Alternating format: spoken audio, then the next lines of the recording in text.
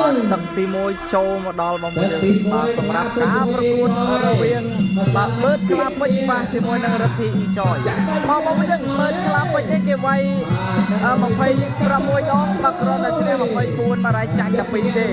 ហើយជាក់ស្ដែងបាទបណ្ដួលដៃគូឲ្យស្លាប់រហូតដល់8ដងបាទបង្គោលក្រហមបាទគឺបឺតក្លាពេជ្រឥឡូវនេះបងប្អូនយើងទស្សនាបាទចូលមកដើមទឹកគឺដាក់យកមកហើយ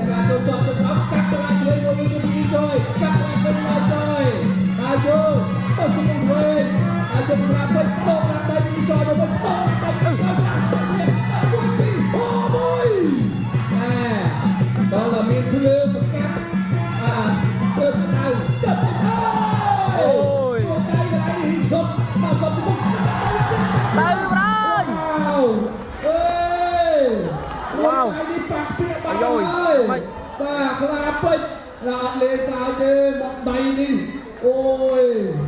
បាទរទ្ធីចូលបដូរទៅបដូរមកបាទកុំឲ្យថាមែនបងយើងបោះគូមែនវាយអស់ពីចិត្តអូយបាទដៃបាញ់នេះពីគុណណាប្រិមត្តអើយមួយដៃបាញ់នេះរូបភាព slow motion តិចបងប្អូនណាបាទលោកប្លុតបាទសម្រាប់ការសម្លប់ធំរបស់បងប្អូនខ្ញុំចាំបានដល់កាលពីបាទសម្លប់ធំមកនេះប៉ែនកាក់ឌីវិកមកជើងចឹងដែរឥឡូវអត់អីទេក្រុមគ្រូពេទ្យគាត់កំពុងតែជួយសម្រួលទៅដល់រដ្ឋាភិបាលចយបាទបដូរក៏ដាក់បាយគ្នាបាទបដូរទៅវិញទៅមកប្រភេទកីឡាដល់យុទ្ធនេះបងប្អូនឲ្យតែហ៊ានបដូរដល់តែអត់ជាប់ទឹកហើយបាទបើថាអត់បដូរខណ្ឌកណាតែទៅវិញតែទៅមកគឺអាចជាប់3ទឹកវិញអូមកដៃបាញ់មិញនេះបងប្អូនបដូរដាក់ដៃនេះមែនទស្សនារូបភាពយឺតបាយចយ